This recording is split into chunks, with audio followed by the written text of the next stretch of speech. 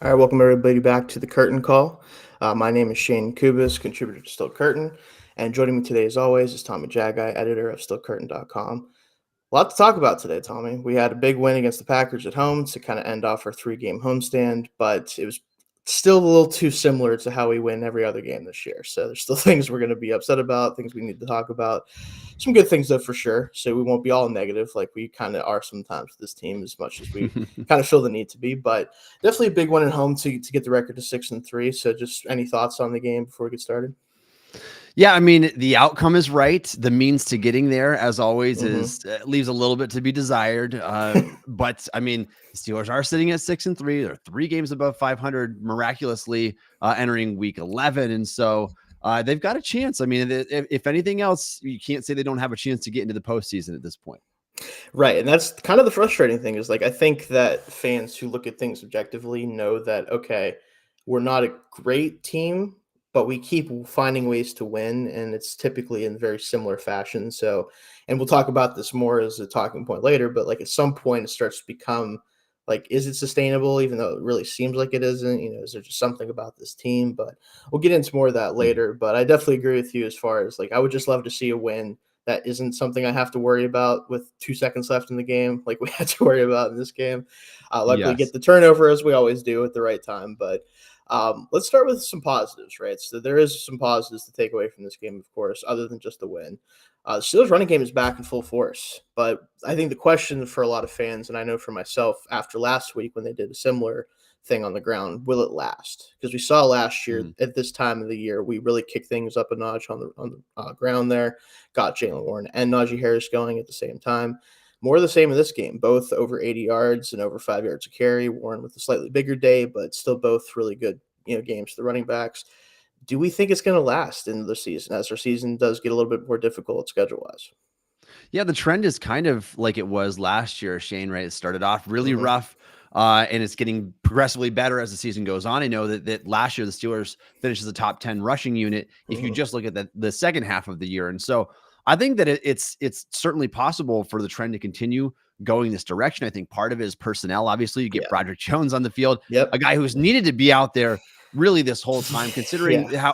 how dismal the offensive tackle situation was beforehand. And I went back and watched that game, Shane, that the following morning. Mm-hmm. My goodness, Broderick is a beast. Like he's got just so much upside that there's honestly there's few tackles, the young tackles in the NFL right now that I would feel comfortable trading him for, because I think Yeah. that if he can reach that ceiling, as sloppy as his mechanics and his footwork can be at times, he's just so strong in that frame and it's unbelievable. And so I think that adds a lot to it. I think Siamalu's getting more comfortable. He's Yep. been way better in recent weeks than he was starting off the year. I thought he had a really rough start to making this transition from Philly, where you're wedged in between two really good football players, and going to the Steelers offensive line is a bit of a different dynamic there, but he's really coming into his own.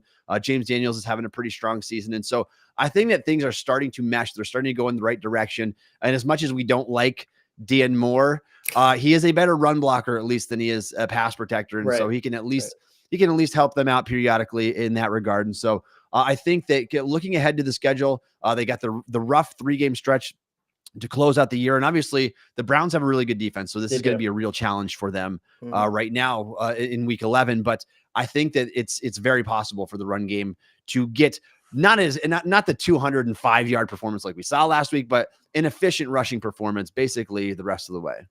Yeah, I think that's kind of where I'm at too. Where it's hard to expect 200 plus yards rushing, right? In the NFL, it's Mhm. just not many teams do that, any week, let alone consistently. I mean, I know the Ravens back in like 2019 when they had MVP Lamar and running with Ingram and him, like they were running for like 200 yards, felt like at will. Yeah. But that was because it was by design and they had the players to do that. Where the Steelers, it is by design, but they don't have quite the same infrastructure that teams like that have had. So I do think it's going to be consistently good the rest of the year. I do think the problem with it is, can they pair it? And we'll talk about this later with Kenny Pickett. Can they pair it with a passing game that can take the pressure off of them to be able to have that be the identity against better teams? Because last year it Yeah. did feel like the competition level, kind of fell off a cliff. and that helped them. Whereas this year, it's more of a just scheme and a player-driven change where you have Robert Jones out there, like you said. The running backs are playing better. Najee still needs to maybe stop hitting, the triangle button so often and trying to hurdle people. But outside of that, he's been very good in recent weeks. Like, it's all coming together, but it is going to get harder as the season goes along. So we'll see how that plays out. The next thing here, this is more of just kind of sad news, not negative, not positive, just kind of disappointing. Steelers lose yet another linebacker for the year with Quan Alexander going down with the torn Achilles, which seems like it's happening more this year than ever, which is upsetting for me too. Yeah. But what do they do now with no Holcomb or Alexander? And I'm curious because I have some thoughts on it specifically, but what do you think with that? Yeah, you mentioned the Achilles. That's a sore subject for me. I'm actually I know. in the process of recovering from my Everybody's own having rupture. it, like it's not a fun. I will say I started it though, and these guys are following me, Aaron Rodgers and Kirk Cousins. So we're all in that. I don't want to put myself up there. I'm not as old as Rodgers, but right. I mean, we're getting when you get into your early 30s though, you're more susceptible to that kind of stuff. And so no, it's a big loss for the Steelers. It's a really, really big loss. What you couldn't do. And I thought about this before. I don't think I ever wrote about it, but the one thing they couldn't afford to have happening at the linebacker position is you couldn't lose this exact combination. You could not lose Cole Holcomb and Quan Alexander. Like it would be all right when I say all right, I mean more sustainable for success if you would lose a combination of Holcomb and Roberts or Roberts and Alexander. You lose the two guys that can move well in space, the two guys that have a little bit of coverage chops at least and have made some plays in the passing game. But now you are left with literally just the downhill thumping run defenders who are lumbering and cumbersome out in space. And I think it's going to be disastrous, Shayne. If I'm to be quite honest, I don't want to be that glass half empty type of guy, but I'm just trying to be a realist here. Yeah. I've seen enough of Mark Robinson, enough of Landon Roberts over the years for Roberts for sure. And Robinson, the sample size that I've seen, at least coming into the league last year, these guys just are not fluid movers in space. They're not fast. Neither of them have recovery speed. That was on display against the Packers when they were forced to play a lot of snaps, and it created some massive open passing lanes down the field and down the seam. And Luke Musgrave made that look easy against those guys. So you go against a David Njoku this week or any sort of talented football player who can just long stride past these guys, I am very concerned about it. And now the question becomes, will the Steelers do anything about it? That by the looks of it, Shayne, Mike Tomlin just had his Tuesday press conference. It doesn't look like Pittsburgh's planning to add help at the linebacker position. Personally, I think that's going to prove to be the wrong move. I think that you need a guy. Honestly, even at this point, if you had a Tanner Muse back, like if you had that type of player back, a guy that can, and that's like very, very low bar here, but a guy that can give you something in coverage. And I'm not convinced they have that on the roster. I'm not convinced they have it on the practice squad. All these guys are unproven. I just don't know what you have there. And so I think that it would be in their benefit to look for a third down linebacker. The problem is the free agent pickings are pretty slim right now. You're getting some guys that are like nearing like retirement age and have been out of football for a little bit. And so it's kind of unfortunate in a way that the trade deadline is already passed 14 days ago now. And because it had that been an option or had the trade deadline not been until mid-November, then I really think the Steelers would have been looking to make a move for like a 3-down linebacker. Yeah, and I think that's kind of the key thing here is I think if they don't make a move, it's not necessarily because they are okay with a linebacker group with those two out. I just think they don't see the value in the options available to them, right? Where you have to bring in somebody who doesn't know the system necessarily, who would take some time to get used to everything, wouldn't be able to be the green dot guy like Roberts can be. Like, I think that's probably the main reason why if there is no move, it's for that reason. Like, I do think, unfortunately, if they don't make a move, the only thing they can do internally, in my opinion, is go to more safe, like 3 safety looks, have Keanu Neal out there, like especially once Mika gets back. Let Neal, because he's not a deep safety. He's not a true safety at this point in his career. If you drop him into the box, let him cover guys in that range, he's going to have better success than he would playing traditional safety. So I think that's an option.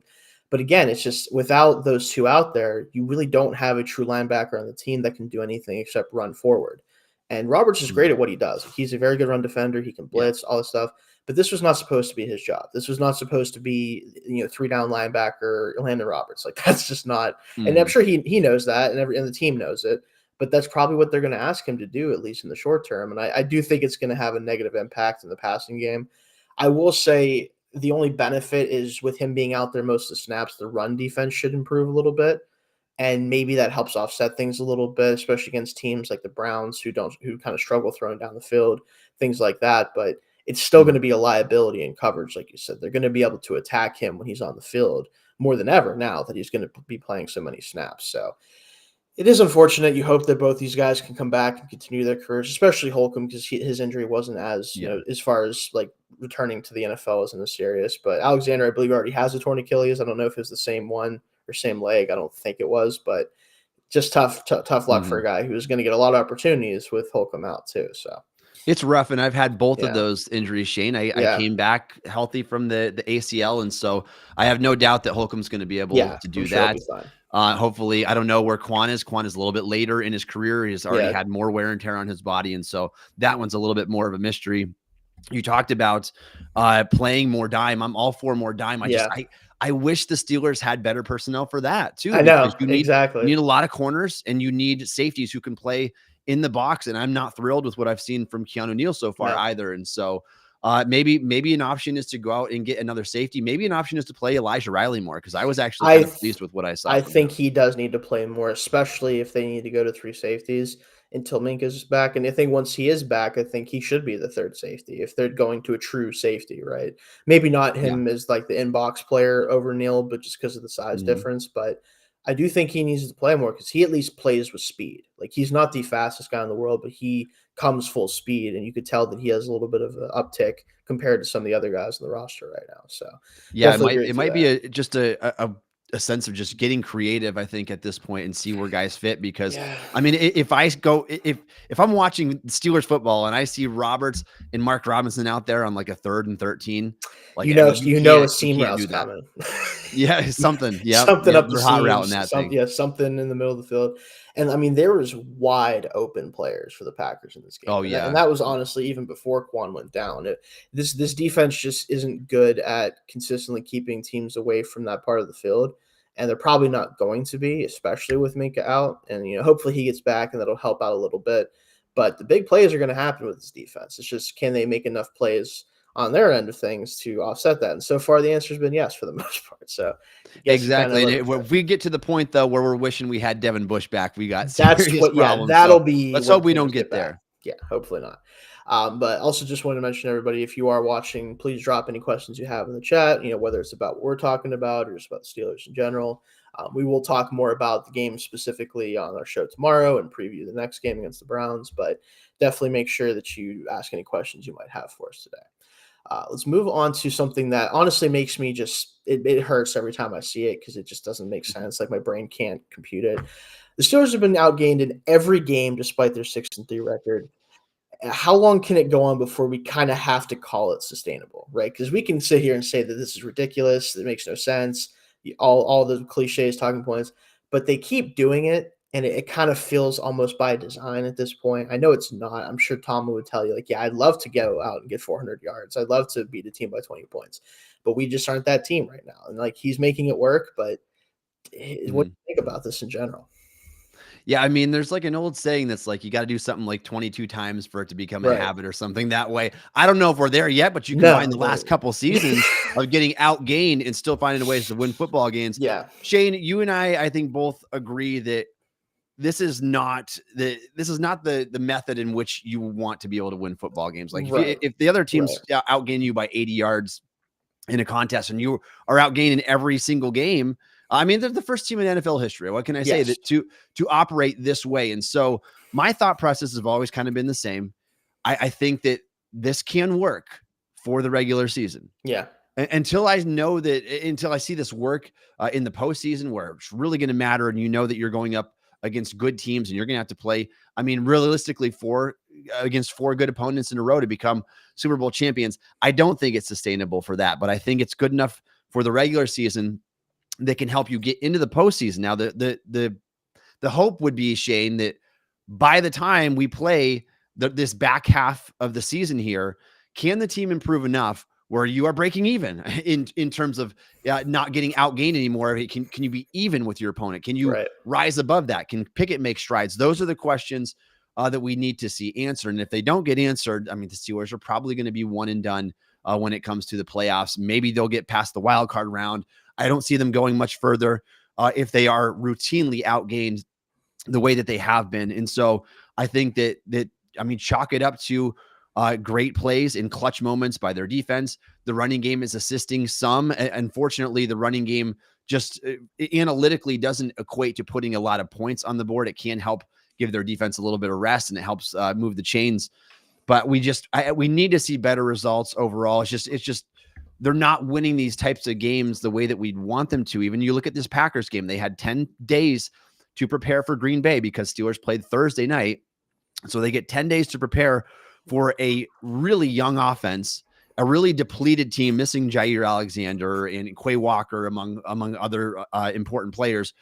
And you come in and you win this game by 4 points. And not only that, there was a lead change with under 2 minutes in the third quarter before the Steelers finally retook the lead in that game. And so it's one of those things where you'd like to be able to see them win comfortably. We have not seen that in quite some time now.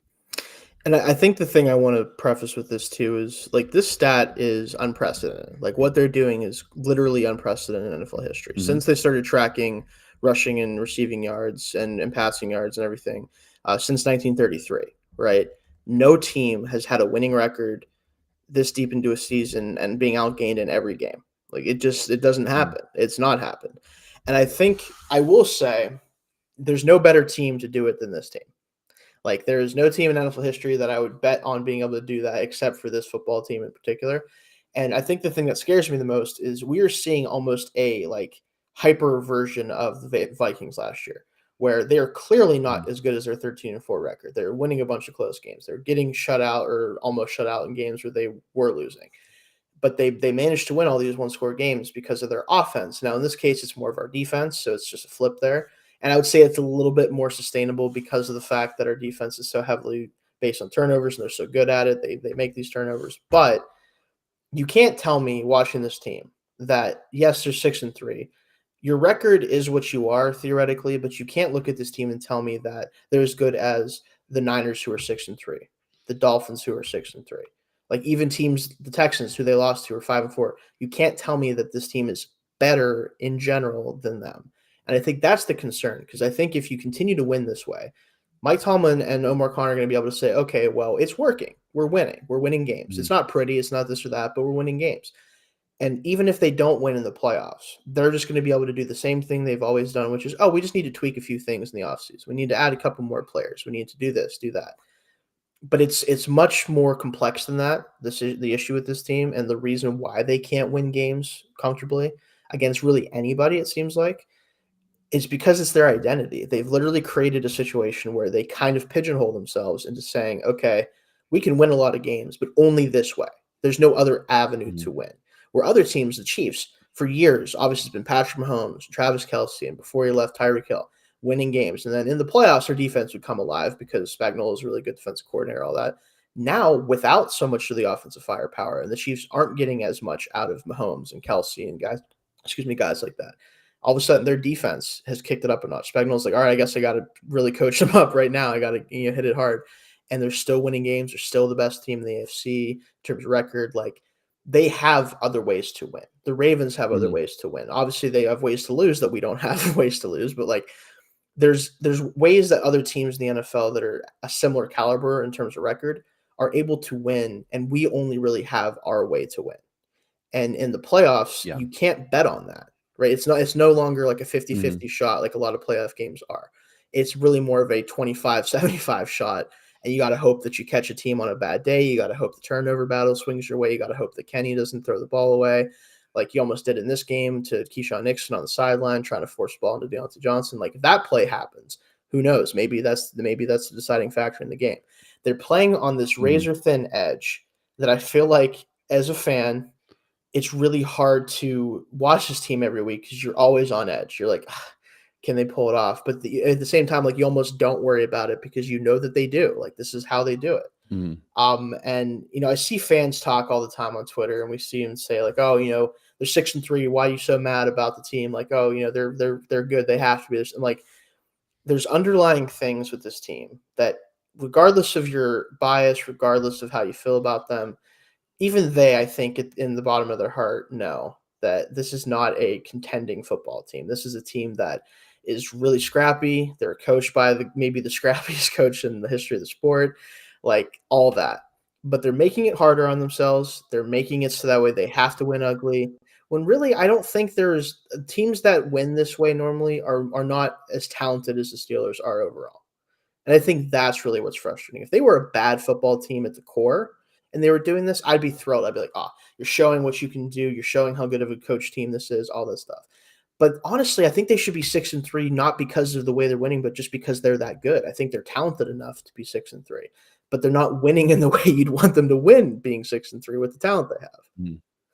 Yeah, it's funny, Shayne, because I feel like the stars have almost had to align like week in and week out. It's like there's so many factors that have to take place for a Steelers win. Like you need a big, you need splash plays by your defense. Yes. They have to come in those clutch moments, which we've seen is check that box. The Mm-hmm. Steelers can't turn the ball over. When they turn the ball over, they lose. And so there's so many things that have to happen. And if you miss one of those check boxes, or heaven forbid you miss a couple of those check boxes, that's when you lose 30-6 to the Texans or 30-7 to the 49ers. Like you have to be firing on all of those things.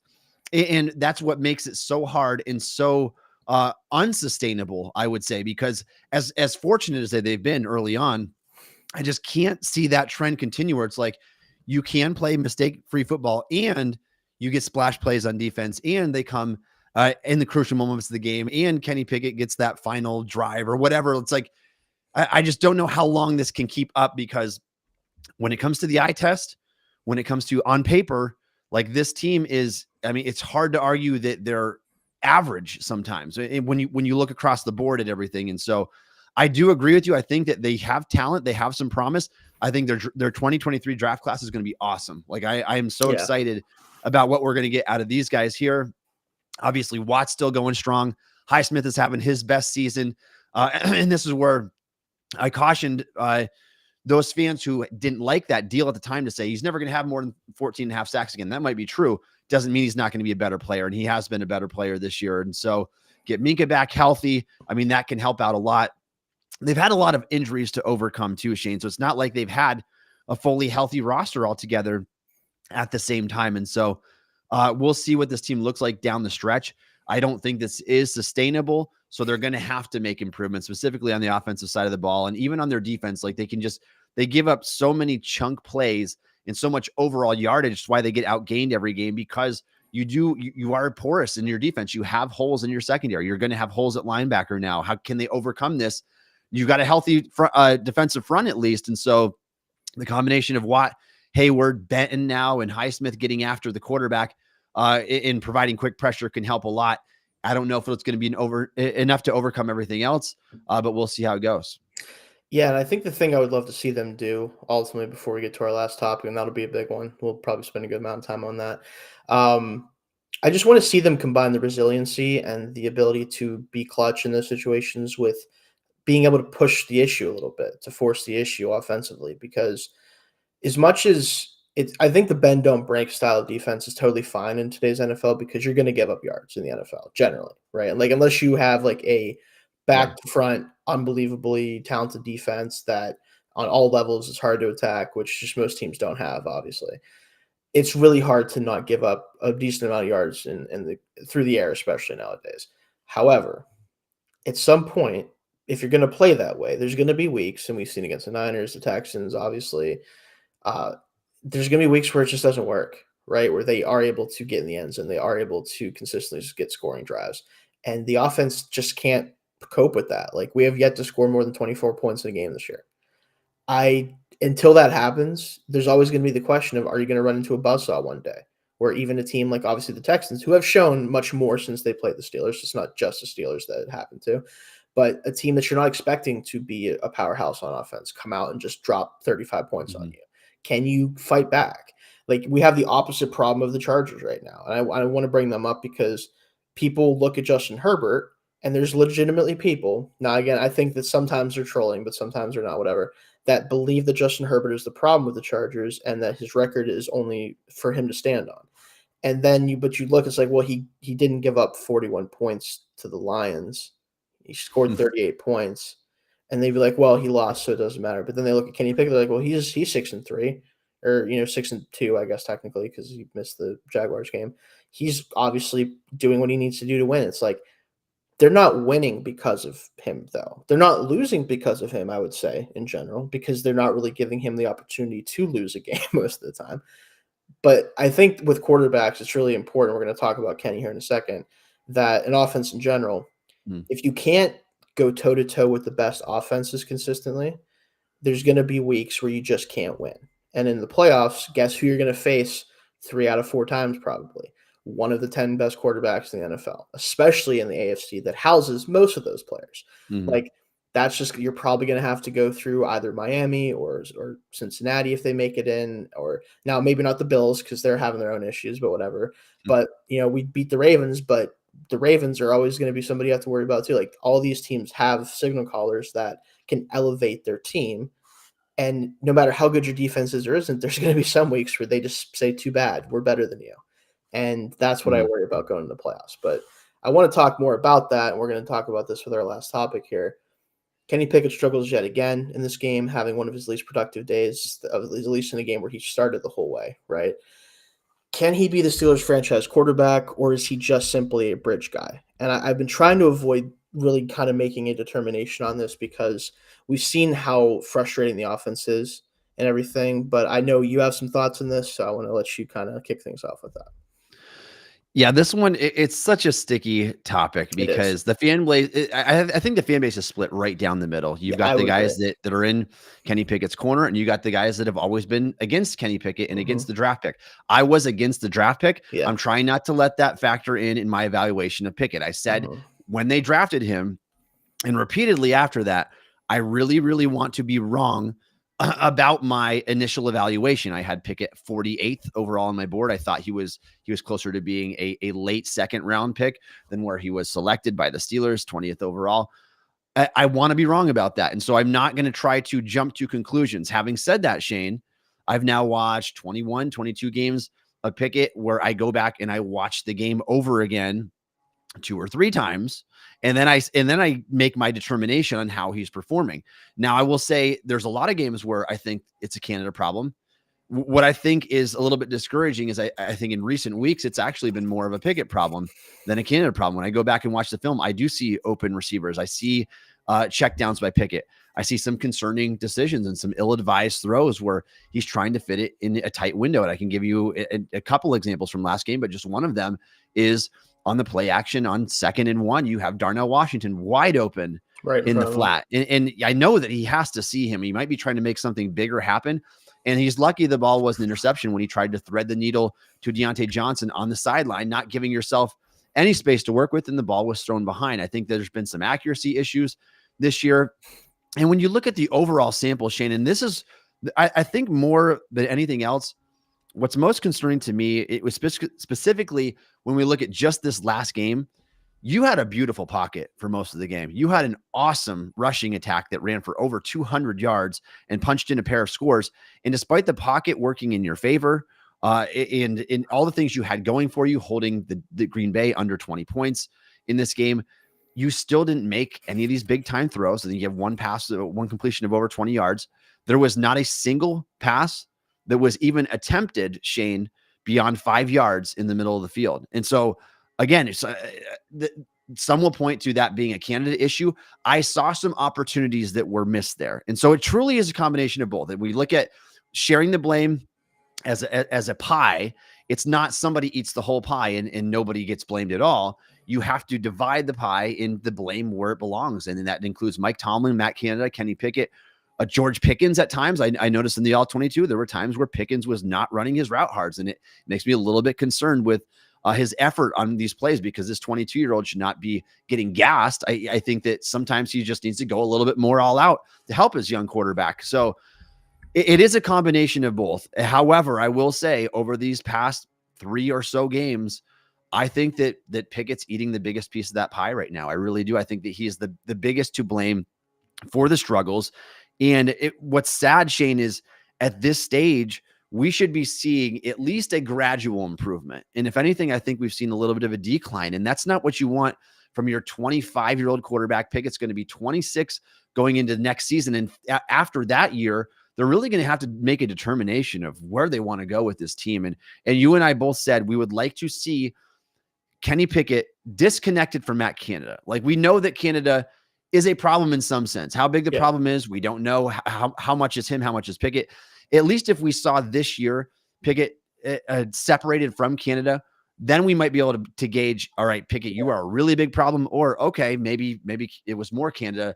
Now that we don't have that, we're going to spend a third year on Pickett. And is it going to be worth doing that, knowing the quarterback classes coming up, knowing how little we've seen out of Kenny Pickett? I mean, his QBR dropped significantly from his rookie season to now, and that's not the sign that you want to see. And even this game against the Packers, 14 of 23, a mere 126 yards, 5.5 yards an attempt. Like, if you look at any measurable stat, raw numbers, EPA, efficiency, whatever you want to do, Pickens is near the bottom of the list in everything. And the only thing that you can say that he's not in is quarterback wins, which again, though, this is really more of a team stat. And I know that if you look at it, you really want to break down the context with that. Every single one of Pickett's 7 game-winning drives that he's had in his career, the Steelers defense has never allowed more than 17 points in any of those games. And so the context matters there. Those defense are as much, if not more, on TJ Watt and the defense than they are on the spectacular play of Kenny Pickett in those games. So yes, he has been clutch in those moments. I don't want to take that away from him. He has been clutch when it matters the most.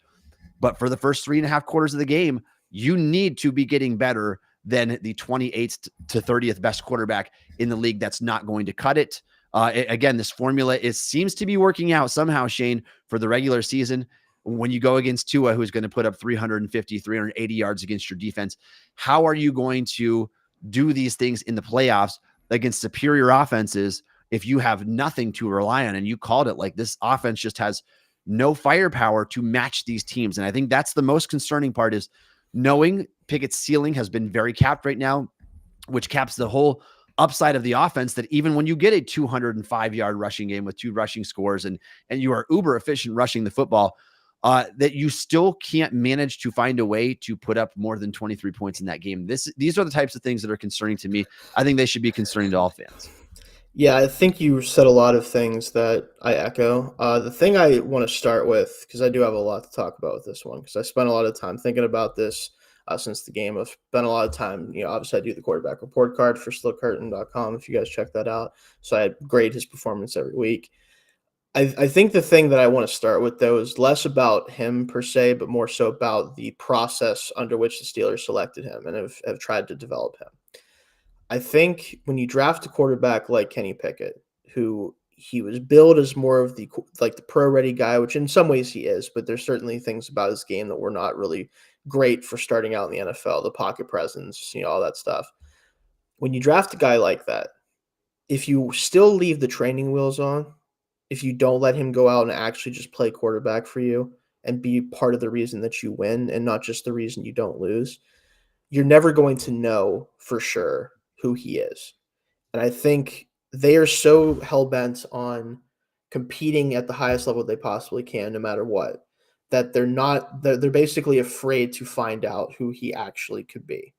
And that's the most disappointing thing for me, because there's things that I've seen from him where I'm like, okay, I get it. There's some throws his rookie year, this year, I'm like, oh, I see what I think they saw in him. And the clutchness is a huge thing. I'm sure they expected that from him. But they don't seem interested in actually letting him find out if he can be that kind of quarterback all the time. They only let him kind of do his thing once they have to, because they need points. They need to let him throw the football. And when he's in those situations, he does play better. I don't know if he plays well enough to guarantee that he's going to be a good starter if you let him do it more often, but there's flashes at least occasionally. However, I agree with you in the sense that he has declined as a player in his second season in certain aspects. He has not improved upon the things we saw at the end of last year that got him through a lot of those games and got us to a lot of wins. Last year, I think he was a bigger part of these wins than he is even this year. Like this year, it just kind of feels like he has his one drive in the fourth quarter, and that's all he gets, and that's fine. But I think we're going to not know who Kenny Pickett is by the time he's done here, and that's going to be the most disappointing thing. There's things when you watch on film, and you talked about it. The middle of the field is lava for him, and it's not just Canada. I do think if they really wanted to attack the middle of the field, because he doesn't see the field well right now, because he's not getting past his first or second read very often, they need to start scheming stuff in the middle of the field for him to throw to. But as we all know, the middle of the field is where turnovers happen the most often because, whether it's linebackers flashing in front of the play, tip balls up in the air, high throws, which he has had issues with this year and accuracy wise, that is where you get turnovers. Mhm. And we know Mike Tomlin hates nothing more in the NFL than turnovers. Clearly, he's kind of built his entire identity on forcing turnovers and not allowing turnovers. It's kind of his whole thing. And I think that's where the issue really starts is the identity of the team does not line up with allowing a young quarterback to flourish or to find himself. This is where a bridge quarterback Mhm. should be. Like, there's a reason they signed Mitch Trubisky because they knew, like, okay, well, Mitch is either going to, give us adequate player. He's going to try to do something. He might might turn the ball over, whatever. They probably should have been a team that employs a bridge quarterback until either they are ready to elevate the offense and feel comfortable allowing a young quarterback to go out there and throw the ball, or just try to make it work with a quarterback like Kenny like they are, but they're never going to know how good he actually can be. Like they're not set up to do that. They don't seem interested in doing it. And it is on him to a certain degree. I definitely think that he's playing poorly, and I'm starting to wonder if he even would be able to Mhm. do it if given the opportunity. But again, I still think the most disappointing thing is we might never actually know the answer. Yeah, I mean, that might be true. And what I said before the Steelers even drafted Pickett, and when I was in the process of evaluating these quarterbacks minute, I spent a lot of hours looking at the film of these guys, and I just didn't love the class in general. But what I said concerned me about Pickett is you cannot get stuck with a Daniel Jones level guy, Right. and this is before Daniel Jones got even worse as time went on. And so that player is just not going to get the job done. And the thing is, you got to ask yourself right now, how many other quarterbacks can be doing what Pickett is doing? Yeah. Completing 14 of 23 passes, throwing the ball to the sidelines, avoiding the middle of the field, having very mediocre games, and the Steelers winning because of their splash plays on defense. Like, if we're being realistic with ourselves, there are 30 other NFL quarterbacks probably that can be doing what Pickett is doing Yeah. right now for the Steelers. And maybe they're not 6-3. Maybe they're one game better, one game worse, but I think that what he's offering is not special. And so when we get to the contract talks following off season and beyond, I'm not even thinking about it unless the improvement goes up. Like, you want to be winning games because of your quarterback at times, because it's such a quarterback driven league that a lot of that success relies on that. Can you be a guy that carries your team in the postseason and it overcomes it and has all these big plays? And so those are the things we have yet to see from him. And I just don't know if it's going to happen. Like, if this trend continues, Shayne, from the rest of the season until now, I will be ready to kind of turn the page. Yeah, and I think so. We have a comment here from Carl Stull. It looks like I think that's how you would say that. He can be. They're not ready for him to be. They've only been aggressive on offense when they need the points. Until then, they're conservative. And I think that's kind of Mm, the point that I was making is that yeah. ultimately they don't seem interested in having an offense that is the reason that they win. They want their offense Mm, to be the reason they don't lose. And when you do that in the NFL, you cannot sustain that for long-term success, and you also can't develop a quarterback that way. That's why I was saying, yep. like for example, do we think that like Andy Dalton could run this offense? Oh yeah. And Yeah. he's not even one of the starting quarterbacks in NFL right now. Granted, you could argue he could be because Bryce Young is struggling, but that's beside the point. Mm, They don't ask enough of Kenny for us to learn much about him, but when they mm, do ask him to do more, it's hit or miss. When they ask him to do it outside of the fourth quarter, it tends not to work so well, or if he tries to force the issue himself. And I think that's the other thing is they've kind of neutered his playmaking ability. That was what separated him in his senior season at Pitt was, he was mm, very similar throughout his whole 4 years of college before that, where he was a good college quarterback, but he didn't have a ton of athletic traits. He's a good athlete, not a great one. not a great arm, but a good arm. Like all of that was the case. And then you saw in the senior season, he has Jordan Addison obviously helping, which, we've seen him in the NFL now. He was definitely a big part of that too. That shows you how important it is to have weapons, although we have them. He was able to make a lot of plays outside the pocket because, frankly, he wasn't comfortable in the pocket a lot of the time. But he was on the run. He was making throws down the field. That's not happening in this offense. Like they don't want him to do that because, unfortunately, that is also how you turn the ball over, trying to do too much. And even within the confines of this offense, he still does too much sometimes. Like we talked about the throw on the sideline to Deontay, that just wasn't there. I think he's going to start pressing, and that's what I worry about the rest of the year. Is if he starts to press, if he starts to just feel the pressure kind of coming in of like, I need to start producing more. I need to start being a better part of this team. I need to start being the reason we win. We might start to struggle, but at least we'd probably find the answer to who he is. Like, I think there's a balance here of like, I don't want this team to obviously stop winning because the goal is to win, but winning the way they do is only going to probably set us up for future questions that we don't have answers to. It's a really weird spot. And I feel for Steelers fans who just want to accept that this is who the team is, be happy about the wins. I would love to be you. I'll be honest with you. Just going to be honest. I wish I didn't have this perspective and I didn't understand the game the way that I do because it'd be a lot more fun to watch this team then. Just going to be honest with you. And I applaud you for being able to watch this team and enjoy it.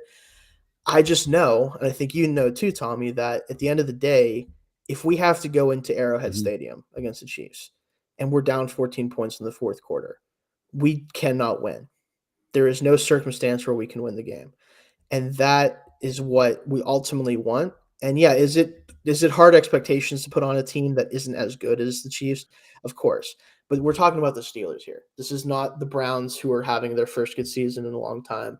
This is not other teams that just don't find themselves in this position. We have expectations that other teams don't have, good or bad, right or wrong.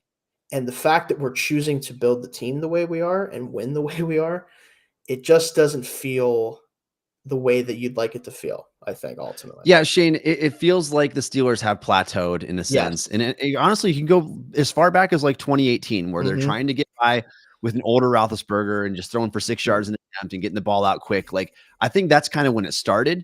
And you can kind of see that the more you study, the more you can see like, all right, Mike Tomlin's philosophy of winning might be outdated. And this is where fans like you and I, who really do a lot of in-depth studying of this team, can kind of feel it out and see, all right, is this sustainable for success in the postseason? Because that's what the Steelers are lacking. I mean, we're going on 6 seasons. This will be 6 years without a playoff win if they don't get one this year. That's a long drought. No other head coach in the league has kept their job in that long of a drought.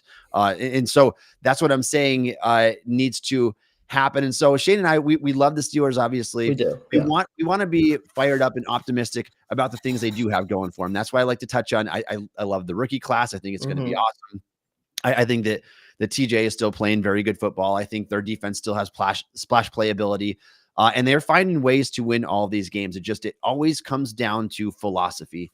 Yeah, is Tomlin's philosophy in check with what works for today's game, and knowing that the rules are different. You can't hit guys like you used to be able to on defense. Most of the rules favor the offensive side of the ball. And the fact that you're not capitalizing on your offense, they just might need a shift, honestly, Shayne. And so we'll see how things go here. We'll see what everybody's feeling after the season, if things can improve at all. But you're right. I mean, I do think that the philosophy in general is hamstringing Kenny Pickett in his maximum upside, whatever that may be. And maybe it's limited to begin with, because I wasn't a huge fan of Pickett's arm, but we did see playmaking ability at times with the scrambling around and making throws on the runs. Like, he does some things really well. Let him do those type of things. And I feel like sometimes you have to live with risks sometimes, because what good does it do you, Shayne, if you go the rest of the season limiting risk?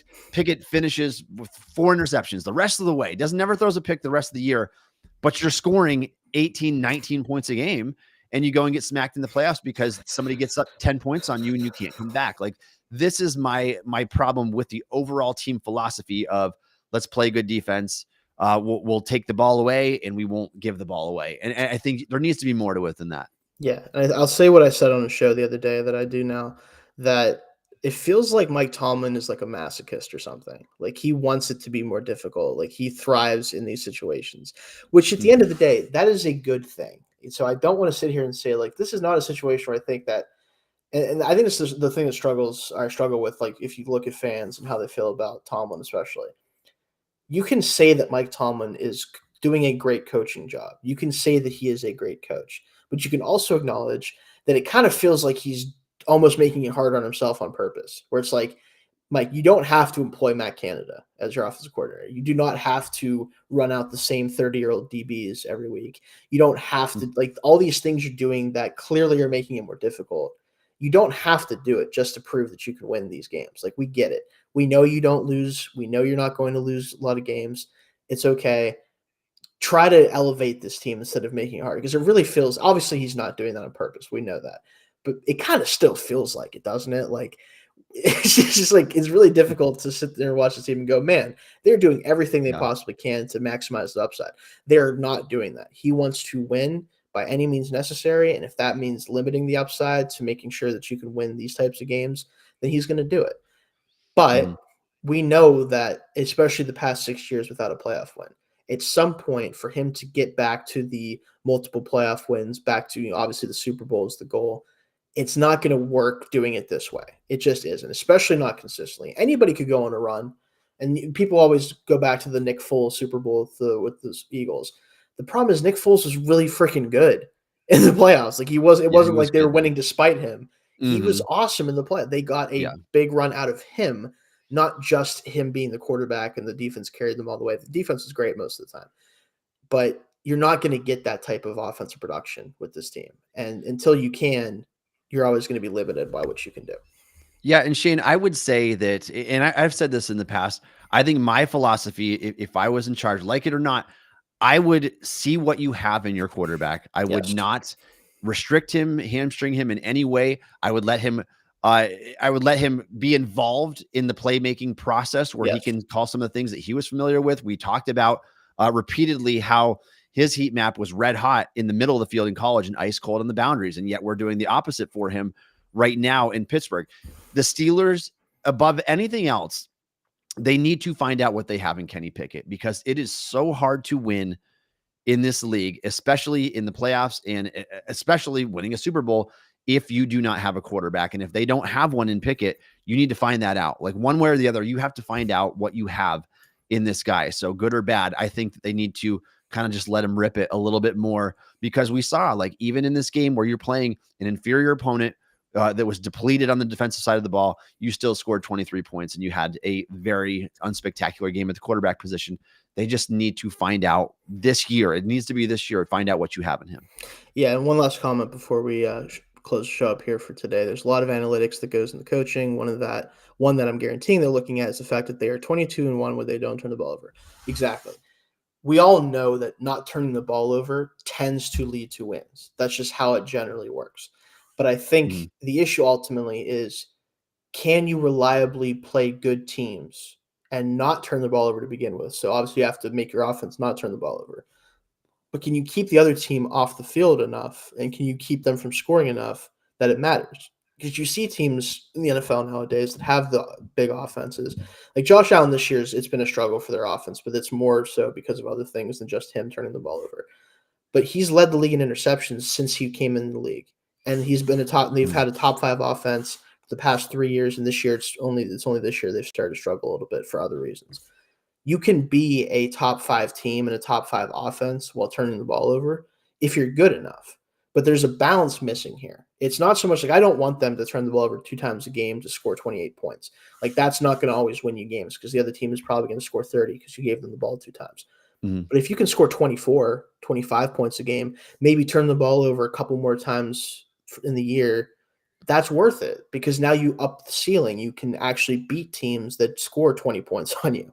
It's really a balance thing. And I agree, like not turning the ball over is one of the best ways to win football games in the NFL. But even that has its limitations. Yeah, it's a fair point that Carl raises here with the Steelers record. Obviously, when they don't turn the ball over, it's not very sustainable to have a good offense when you don't turn the ball over. And this is where we go back to the conversation that we just had about this method, this philosophy that Tomlin has. it is working for the regular season. We're seeing that. I mean, the Steelers have still made the playoffs despite some unspectacular circumstances and rosters in recent years. They've made it a couple times, but what happened in those times when they played against the Browns, when they played against the Chiefs, they got absolutely hammered with no chance of a return in either one of those games. Like, they were just blown out of the water. And so this is where I do think that you have to find the right balance. You can't just be just crazy gung-ho like Jay Cutler, just winging the ball everywhere over the field. Right. But at the same time, you have to be more aggressive than what Pickett has been. You have to be more aggressive than what Matt Canada's offense has allowed for, because if you don't increase the upside of this offense by the time you get into the playoffs, you can't just all of a sudden enter the postseason and say, we're going to play a different style of football now. You have to start now and show that you're capable of having a 30-point game. If the Steelers aren't capable of a 30-point game, it is incredibly unlikely that they make it to the Super Bowl, because you are going to go against the best of the best. And it's very likely that one of those games you allow a 30-point contest to one of these great AFC quarterbacks. So, and if they don't do that, then it means, again, you're winning on the backs of your defense. Can you even do that in today's NFL? Like, things have changed so much, like even since like the Seahawks Super Bowl defensively, where you can't have the dominant defenses like we've seen a decade ago. And so it makes me wonder, can you even do that right now with the way the rules are in favor of the offense? We just need to see more. And again, great point, but I think it's finding that balance. And you do need to add a little bit more risk, in my opinion, to potentially increase the upside of your offense, because right now the upside of the offense is so limited that you're not going to be able to win in the postseason.